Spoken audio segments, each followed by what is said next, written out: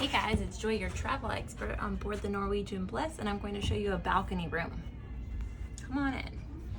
This is a 4-person room, and it's already been converted with the upper berth down, and then this just turns into a sofa. This is one of the beds, and then TV.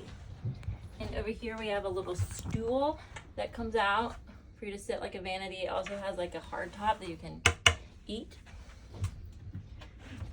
Just your regular refrigerator. So this is kind of neat. There are 2 little storage areas over here.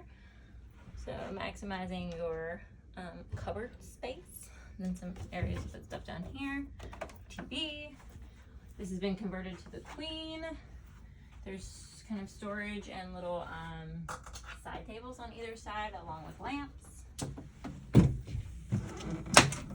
This is your balcony.